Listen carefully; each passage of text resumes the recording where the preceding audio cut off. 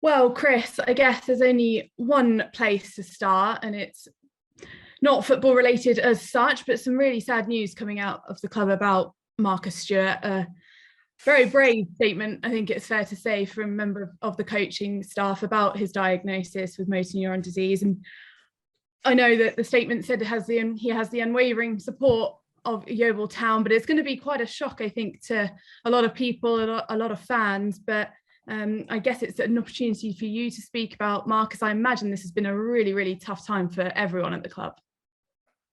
Yeah, it has. Yeah.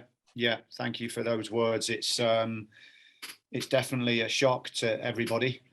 He's held in such a high regard in football and at this football club by the staff, the players, and the supporters. We'll be there with Marcus with absolute unwavering support. What Marcus wants to do is be with the players, enjoy coaching, and that's what we want. So Marcus had a good chat with the players this week and was making them all laugh as normal and saying that he is right behind them and he wants to be with the players, and that's his love. So that, combined with spending time with his family, are the priorities. But we as a football club, all of us on this call, all of the fans and myself as a friend of Marcus's, are only thinking of him, and that'll continue. And the fact that, one, he wants to speak about it and support a charity, but also that he wants to carry on his footballing career, his coaching career. We all knew he was tenacious as a player. It's clear he's tenacious as a man too. Yeah, definitely. Across the years, me and Marcus we've wanted to win at Tiddlywinks and head tennis or whatever it may be, and that's what took Marcus to the top. And he'll be fighting as he was as a player. You don't get to the level he did without being tough. You don't have to be the biggest and you don't have to be the strongest, but you have to have that inner desire, and he's got that as a human being. I've got utmost respect for Marcus on and off the field, and that's why he's here. And I know the fans holding him in such a high regard. So we're all there. And as far as Marcus looks here, it's he's turning up at this football club and it's business as usual. And he wants, as he was this morning, the best for the players, and he's trying to get the best out of those players, as we all are. So we are there as a football club for unwavering support, and we are. It's an honour to have him with us because of the level he's played at, and I've worked with him enough to know what type of character he is. And just lastly on Marcus, we've spoken about the fact that he's sort of part-time at the club, but he's been seen around by a lot of fans. He's really, really committed to Yeovil Town, and it sounds like it's certainly not going to change. No, it's not. No, there has to be a balance, doesn't there? And the balance is with his two loves, the family and the football. And we are fortunate to have the football side of it. And so, yeah, we're just the same as ever in the office with Marcus, and that's what we all want. And he's there for everybody. He wants the club to do well. He's got utmost respect for the club and its supporters, and it's reciprocated by the players back to him, isn't it? So yeah, we've had a good chat this week. The players obviously were in shock, clearly, but they are treating Marcus as they would on any given day, which is, you are an ex-pro at the club helping players get better, and that's what we want. Well, all our best wishes to Marcus. I think it goes without saying, but do pass it on to him. Thank you. Very, very brave what he's doing. So I guess we need to move on to football things, but first of all, reflecting on the last game against York City. Since that game, we spoke a lot about the performance, but some bad news again: a police internal investigation into some racist chants that seemed to occur at Yeovil Town. I'm not expecting you to be able to say anything with that investigation, but I guess we must talk about how, as a club, as football, we make sure that no discrimination happens on a football pitch. Well, all I can say, we've got, as a football club, staff, players, zero tolerance on any form of discrimination, zero tolerance. I've chatted to our players this week. We stand together as a group, and it is not tolerated. Punishment will be severe, and there needs to be ongoing education. There is an investigation, the Avon Somerset Police, the FA and the football club. So I can't comment on it any further, but what I can say is we stand together with, as I reiterate, zero tolerance. Very well said, Chris. So let's turn our attention to Saturday. Another tough game. We say this every week, don't we? But after a bit of a tricky run of form, it's an important game for you, isn't it? Yeah, they're all important. They're all important. We had a good spell. We drew away. We won at home. We drew away. It was a good period, but then I wasn't happy with the performance. The players weren't happy with the performance. And I know that if a fan turns up at Hewish Park and the team and the player give it absolutely everything and look like they're on the front foot, they will cheer if you win, lose or draw. What they won't accept is a below par, less energetic performance. And that's what we saw. And we've had a long chat this week several times with the players. That's the minimum as a footballer and as a team and as a management team, which obviously we take responsibility. And yeah, we go into the next game with a little bit to prove performance-wise, because the previous 6 games, the performances showed that we are very, very competitive, and we're whiskers away from winning games, and that gives the players heart. But I know that performance on Saturday wasn't good enough. If anything, it should have been an ugly 0-0 draw, and it wasn't. And we cannot afford to lose games like that. We need to be winning home games. Because is that the difference? Some of those teams that do really well at the top of the league, when they're not playing well, they grind out results, don't they? And unfortunately, at the start of this season, it's been playing well and not getting the results you deserve. But when you don't play well, you get punished. No, you do. Absolutely spot on. We know that. We know that there's some areas we need to improve on. I'm not going to sit here and make excuses.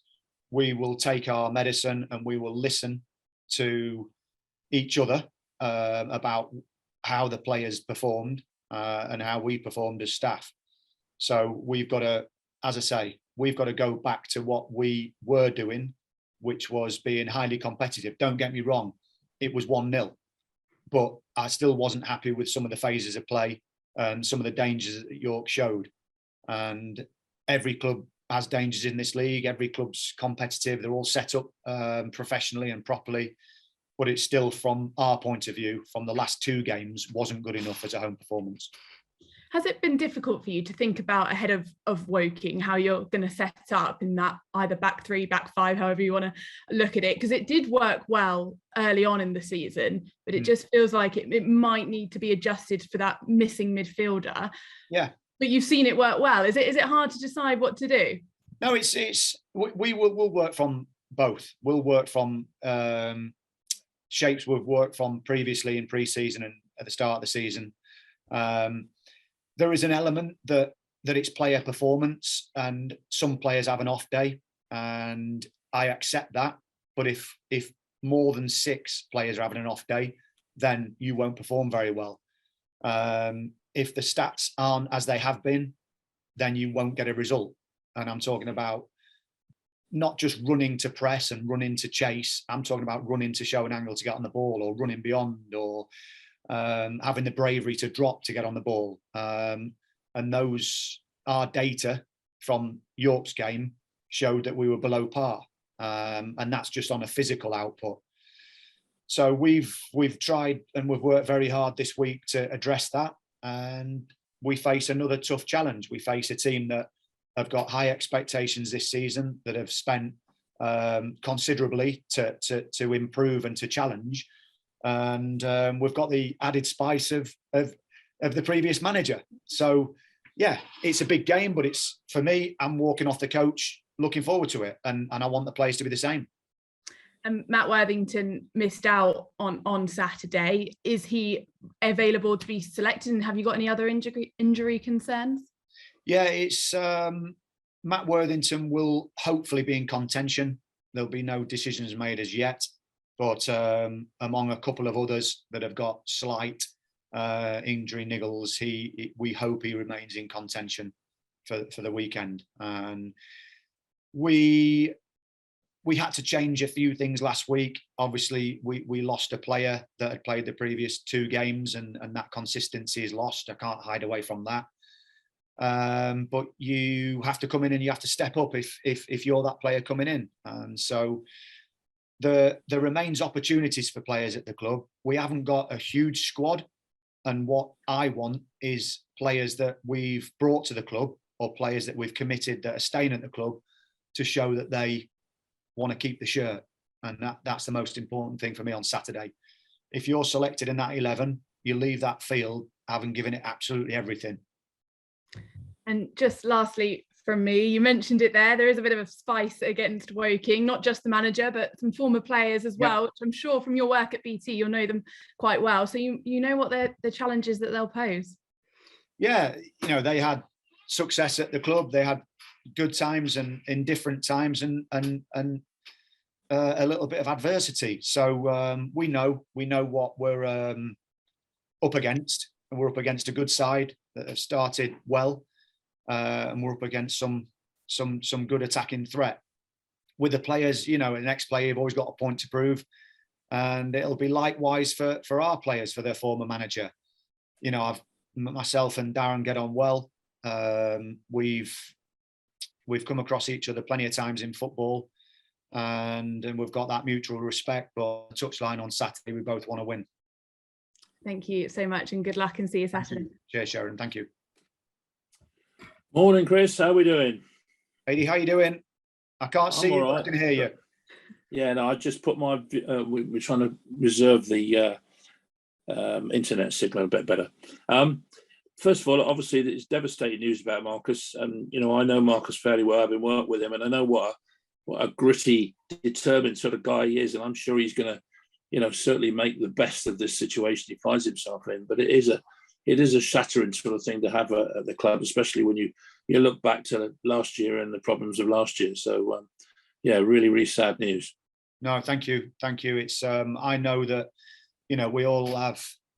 We all have our jobs to do, and we all want the best for the club, and we want to be honest about every situation we're in. This sort of transcends that, doesn't it? It goes above everything. It goes above all of that, and that's what I'm very aware of. Obviously, starting with a home defeat, then this racist problem, which does tend to raise its ugly head occasionally at Yeovil. I cannot believe what motivates people to do this sort of thing, and I'm sure the club will root him out and make sure he's banned for life. But that's exactly correct. What you've just said, and as I say, I reiterate, it is zero tolerance. I've had a chat with my staff, my players, and we stand united as a football club. This cannot be tolerated in football at any football club or society, and I can't speak strongly enough about it. And so action will be taken. And as I say, until the investigation's complete, I can't say any more. But what I will say as a person, as a football club, as a staff, zero tolerance is our rhetoric. You'd imagine if this was in Albania or Hungary or somewhere like that, where there's been examples of it, you could perhaps. But in England, I thought this sort of thing had been stamped out completely, but it clearly hasn't, and it just it's just really, really disheartening, isn't it? On a week that we've had such as we've had, it's the last thing you want, really, isn't it? It is. It's unacceptable, and it's horrendous, and it's all these adjectives. It's frustrating. It's unacceptable. And this needs to be stamped out, and also there needs to be ongoing education. I think that's what we all know. There's got to be ongoing education. This is not a case of just a ban. This is a case of informing and educating, so that this doesn't happen again. Yeah, absolutely. But we won't really talk too much about York, because let's forget York now. It's done. You can't put it right now, or you can put it right, but you can't make the York result any different. But obviously, this game on Saturday is going to have an extra edge to it with Daryl Sowell up there.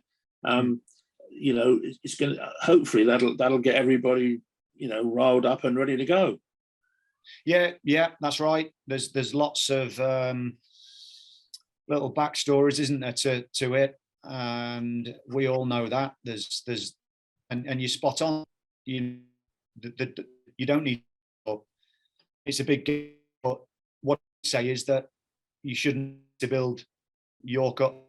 That's a big game. Wrexham, that you've got to treat them all the same, and that's how we've talked about last weekend. Whatever it is, however big, whatever the team in, our performance absolutely 10% from the off.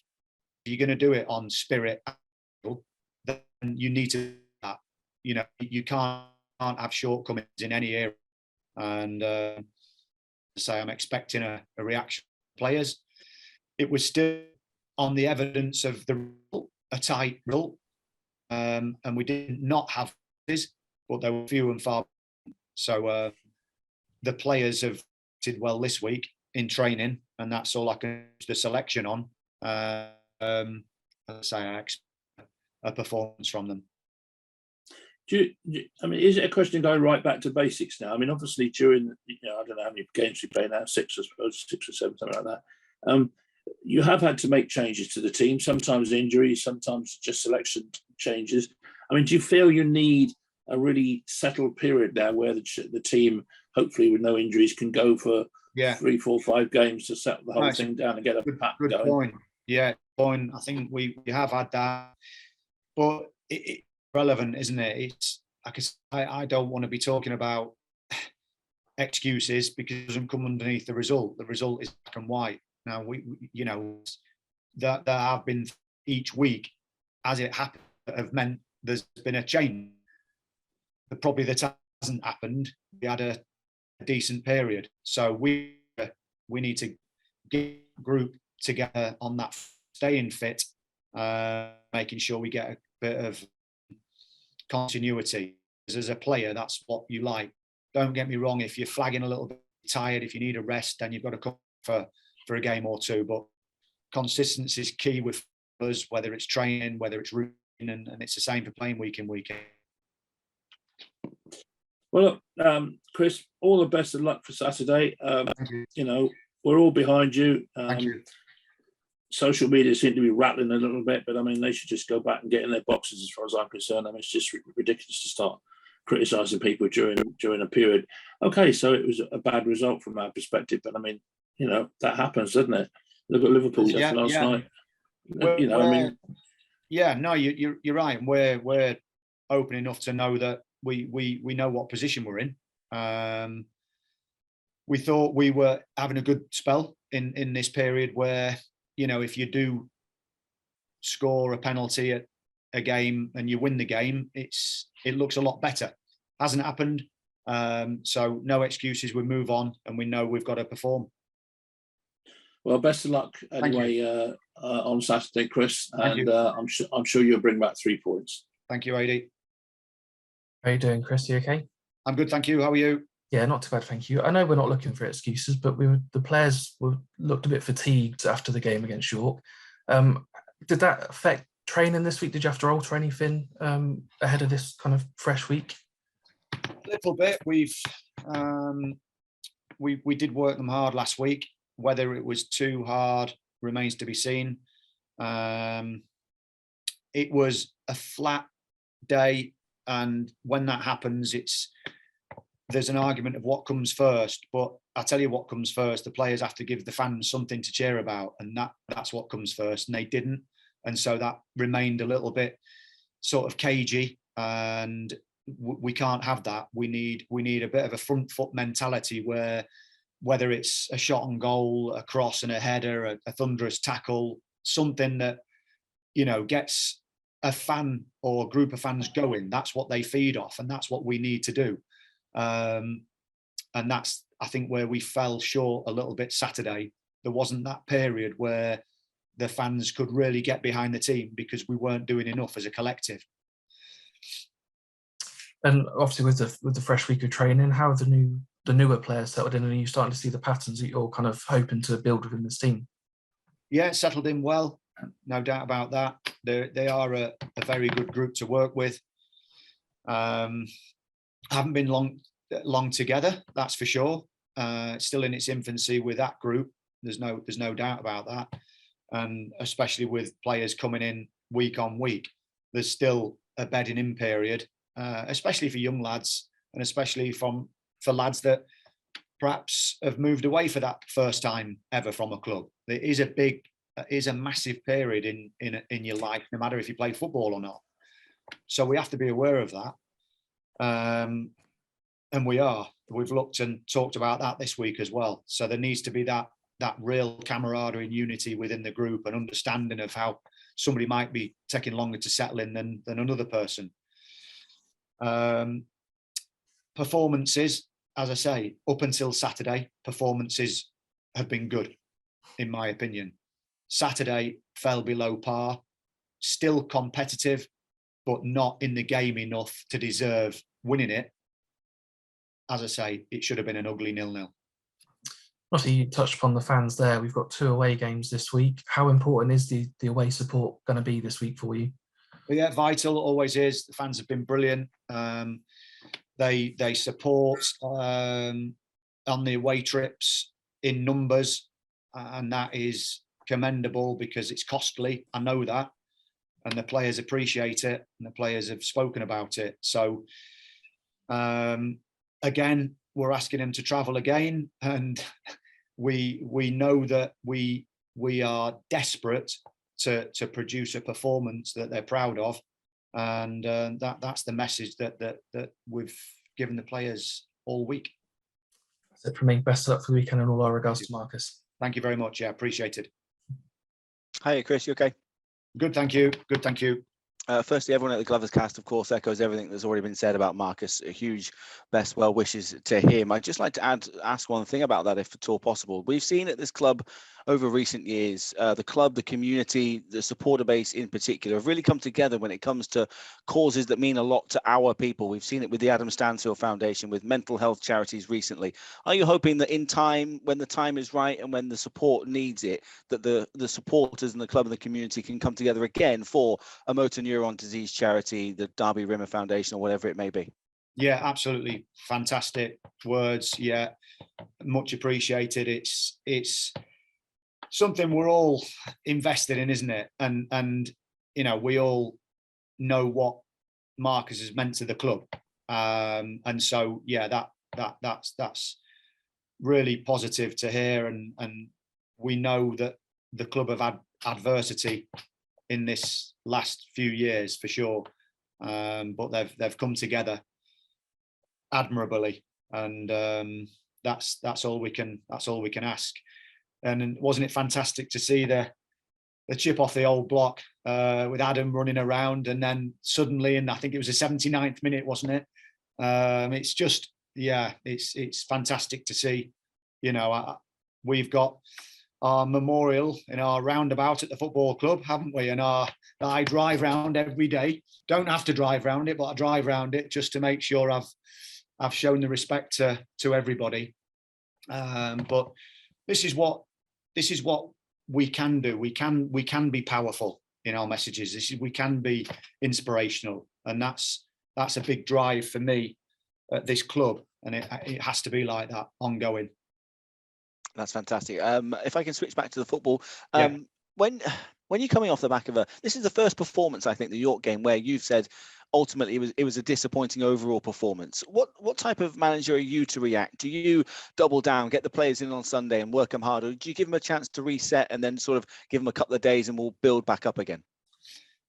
Good question. I think I've done a little bit of both this week. My immediate reaction at full time was one of a message, no doubt about that, because I'm at the head of it and I'm responsible, and it didn't represent what we're about as a group, and the players know that.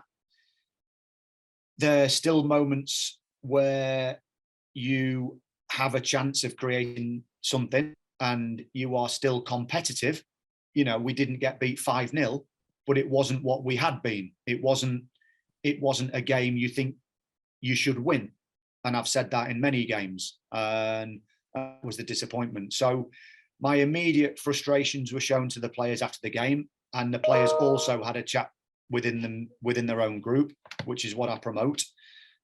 This week has been more about going back to what an individual player is good at and what we're good at as a team. And that's all you can do as a coach and a manager. And as I say, I've seen a great reaction. I already know they're a fantastic group of lads and some brilliant characters. We just need to get that performance level back to where it was.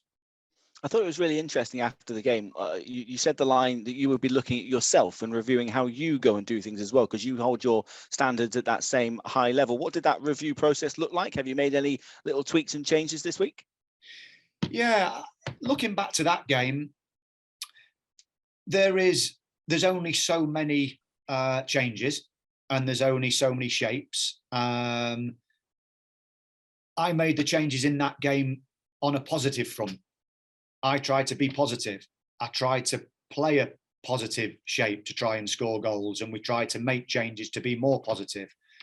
Now, I could have made changes in that game to go even more solid and grind out a 0-0, and I do accept that.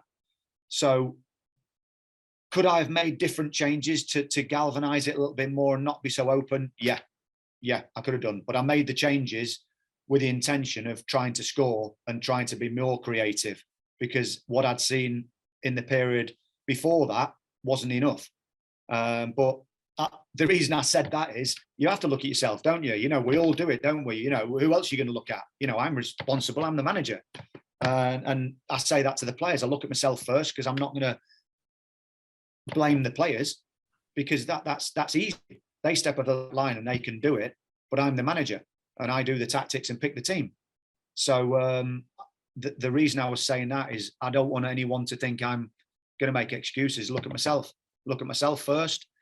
What I could have done differently with the changes, with the team, review that with the staff, with Chris, Todd, with Marcus, with Phil, and then we move on to the players and where we could be better with the players and where we could be better with individual performances.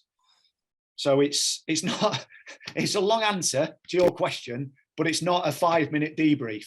There's a lot that goes into it. But as I say, the reaction from the players in that changing room and on the training ground this week has been excellent. Of course, you got the call literally the day before the York game about Alfie Ponder. What time on transfer deadline day did you suddenly have to make a reaction that he was going to be out and you had to try and change things again? Yeah, it was a late night. It was I think we got it over the line with Owen at 10:58. So it was touch and go. And these things happen in football, don't they? I had a feeling that because of his performances and because of the amount of clubs that I knew were watching him, that there was a chance. But did I think it was going to happen on that evening? No, I didn't. And I think there was a brief chat with the football club that bought him about that loan continuing, but it was felt that being around the first team and transitioning to that club and that under 23s was probably, in their opinion, going to be more beneficial for the player. It's a shame because he was showing real glimpses of what he can be as a player, and those two games and those two clean, there was we've talked about But we've got to adapt, haven't you? You've got to move on. But I wish him all the best. For his age, he's got a real mature head on his shoulders. Well, on the pitch anyway. He's did. So as for Owen that you brought in then, Owen Bevan, of course, it must have been a rushed evening for him as well. Has he benefited from having a full week's training potentially to be involved in the 11 in the near future? As shadow of a doubt, it was late, and this week Will is an important addition to the squad, and again he's had a successful loan with Truro, where he played well, and now he's stepping in. He's had the experience of being around the first team all of pre-season, so he's used to training and playing games with very good players, and so he's definitely got the bit between his teeth to step it up and consistently play at a very competitive level. And a bit of a rarity, we've paid a fee for a striker or an attacker in Will Dawes. We believe he's been around the club a little bit over the past few weeks, but there's a fee attached to him. How soon do you think he's going to be up to speed to getting involved in a matchday squad? Of course, he wasn't involved against York at all. Yeah, training hard, no doubt about it. There is a jump, and we are aware of that, and we have to be mindful of that. So it will be a process of 2 or 3 weeks where it's a bedding in process to train at that intensity every day with this group, and then we'll make a judgment on that. But Will's got a huge amount of potential, very similar to Tom Knowles when he came into the club, and that untapped potential that I think we need to focus on when we bring players to the club. As I've said before, we're balancing with trying to be successful and trying to achieve something, but also having a bit of sustainability. And so we won't be the first player through the door, and he won't be the last that is a player that needs bedding in, and it needs a development program. But we also need those experienced lads that are going to really, really produce week in and week out. I feel like you've answered a lot of questions about players that aren't getting an awful lot of minutes so far this season in these press conferences. Is a lack of a reserve team or a secondary cup competition? We haven't even got the Somerset Men's Premier Cup going just yet for us. Is it difficult to get everybody the match minutes that they would otherwise like? Yeah, I think everyone faces it, don't they? We haven't got that under 23s group, although we've got a lot of young players. As it's turned out, sometimes we are tapping into even younger players to make up training sessions, to have 11v11s and practice games. It's with a couple of injuries, it soon turns into a smaller squad. But I get your point, and this is sometimes a problem within under 23s football, isn't it? And we won't be the first club for sure, and we won't be the last. I hope at the minute we've got the balance right, but I get your point. It can't continue for a period of time where no one gets a look in. I totally understand that, and that won't be the case. We heard this week from the Plymouth boss, actually, didn't we, Stephen Schumacher, about how he'd been in conversation with you, and his team had been in conversation with you about Finlay Crass, for example, and the progression. They seem pretty happy with his progression, and you seem pretty happy with his progression. Is that a conversation that happens with all loanees, both in and out? We've got a couple of our own at Truro, for example. Yeah, that's right. Yeah, and it does, and I think the manager of the club that those players are going to, there is a massive responsibility to make sure that player is developing and is happy, definitely, and/or he's getting his minutes. You know, we've got to look after the players. And when I look at the boys at Truro, I speak to Paul Watton, I get good feedback there, and likewise us with our loan players. We've definitely got a striker balance, but we also have to do this. We have to do this in the position we're in, and most football clubs do. We have to do our research and then put our trust in the player of what we've seen. What we have seen so far is that these players can cope with it. But in Finlay's case, he's had a lot of players in front of him because everyone came fit, and there was an opportunity to bring players in that we hadn't previously had before we'd committed to Finn. And so that means that he was a little bit down in the pecking order. Does it mean he's a bad player and not highly competitive? Absolutely not. He's a fantastic footballer with an unbelievable attitude and who trains brilliantly. So we're very lucky to have him.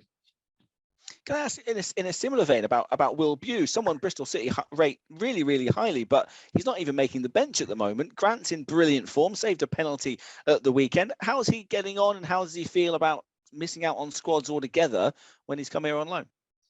Well, I'm sure he'll give you the answer to this when he watches this. He'll be saying it, but I'd say he's highly competitive and he wants to play. And he came in to battle for Smithy for that number 1 jersey. And that's what any keeper wants. Now, it's different, as we know, with goalkeepers, isn't it? You know, they might have a spell where something doesn't quite go right, or a game or two, and then it might be a time to change it. Grant Smith's pulling off saves. He's competent. He's talking. His distribution's positive. So at the moment, Will's got to be patient. I'd say the reason he hasn't been on the bench is the same that every other manager would give you the reason for. 5 subs, 3 changes. Any 3 changes at any one time, they can all be different. And so we've gone on the premise that we might need an extra attacking player or an extra player on the bench because of injury, form, whatever. But yeah, it would be a goalkeeper, eh? Frustrating. Well, that was going to be my next question. There are different breed goalkeepers. Does that mean you've got to have a strong goalkeeping unit? Grant, Phil, the coach, even Max, of course. How's his injury progressing, by the way? Yeah, he's having another consultation this week with a specialist. He's, it's a nasty injury, there's no doubt about that. So I don't know at the moment until he's had that chat with the specialist. But as I say, we continue with the support and the rehabilitation for him. Very frustrating, isn't it? It's one of the worst parts of being a sportsman or a footballer, injuries, and that's a sort of medium to long term one, which is a shame. And so the sooner he gets back on the training field, the better. For now, for him, it's a case of being able to walk properly. I'd say would be a bonus, and that just shows you the severity of it. And he's another lad that is determined to do well. But he's just got to concentrate at the moment on trying to take one step at a time. Finally, from me then, it's not, of course, just Saturday on the horizon. There's a quick turnaround to Tuesday as well. In the past, you've talked about managing minutes as people get up to speed and thinking sort of one eye on games ahead. Are we at a stage now within the squad where we're not necessarily looking to manage minutes and build people up, but everyone's kind of one game at a time, we'll just go for the next one? One game at a time, get in the team and stay in the team. You know, I use that in my football career, and the staff that I work with did the same. It's, you want to play in every game, and if you're playing well, you stay in the team. And that's what I've said to the players this week. Play in the team, do well, keep your shirt, playing, and you just end up playing 30, 40, 50 games a season. So that's what I want. I want individuals to really step up and perform, so it's impossible not to pick them in the next game. It's the basics of football. Fantastic. Go well on Saturday. Very much luck. Thank you. Thank you. Hi there, Chris. I'm Ross from ITV West Country. I've had to turn off my video. Sorry, Wi-Fi keeps dropping out. No Chris, obviously you've spoken about it already in this press conference, but I do want to just touch on Marcus. I've been speaking to a number of his clubs locally, and everyone has he's got a glowing reputation. Everyone speaks really, really highly of him. Just tell us personally, for you, what is he like as a man, and what is he like to have him on your staff? He is honest. If I ask him something, he'll tell me the truth. And likewise, I do with him. And that's can't be underestimated. I trust him. That also cannot be underestimated. And he cares for the players and he cares for the club. And that's the last thing that can't be underestimated. So on a football front, he is somebody, if he's in, he wants to be all in, and he's been like that in his career as a player and as a coach. And we want him to be with us all the time, and he can't be all the time. but what he can do is do as much as he can when he's in with the players, of which we were doing this morning, which is great. But for everybody today, I'm overwhelmed by what you've said about Marcus, and I wouldn't expect anything less because of who he is and what he's done and what he stands for. He's a friend, and he's also someone I respect and work with, and he remains the same as he was when he walked in the club. He's determined for us to be successful. We all are, and that's what we do 24/7. Yeah, it's fantastic that you're talking about him there. He sounds like you two have a great relationship working wise, but obviously a great friendship as well. Yeah, we've known each other for a long time, and I know that if we went out for a coffee or a beer, we can turn off and talk about other things, and then you come back into the football club and everything is about the football club, and it's professional and it's hard working. The support that he'll get from his former clubs will show how high a regard they hold him in. And as I say, I've got a lot of admiration for him as a person, about how he made it. And I call making it as, you play 500, 600, 700 games in your career at any level. That's an achievement, and he did it at a high level. And he wasn't the quickest and he wasn't the strongest, but he was tenacious, and he had enough venom in his body and enough aggression to go and do it. And I think it's a lesson to anybody to show that if you've got that bravery and courage, you can go a long way. And that's what he's showing now. That's what he's showing right now, and he'll continue to show. That's all I can say. Yeah, it's a funny situation, really, isn't it? Because obviously it's an incredibly sad time, and this announcement is awful. But actually, it's given people an opportunity to pay amazing tributes to him. Actually, obviously, of how great he was as a player, and it must be really overwhelming, as his friend, but also for him to hear all these nice things being said about him. He won't like it. He won't like it. He wants to be business as usual and crack on and let's go. And that's what we want. So this is we can talk about his successes and in his career, but he wants to talk about now doing well, training, coaching, working hard. And that's what I'll be asking. What time are you in? Where are you? Let's go. And he does the same to me this morning. Where are you? Let's go. Come on. So that's our relationship. But he will get, a massive, as you rightly said, a massive amount of support from our club and our supporters, and also nationwide, without a shadow of a doubt. And he wants to, be positive about it and keep raising awareness and look at educating and real understanding. And so that's Marcus's viewpoint on it. Yeah, it's great to hear you talking so well about him, Chris. I won't actually talk about the weekend. Everyone else has sort of covered off all those boxes as well. But thank you very much for your time. Really appreciate it. Best of luck. Thank you.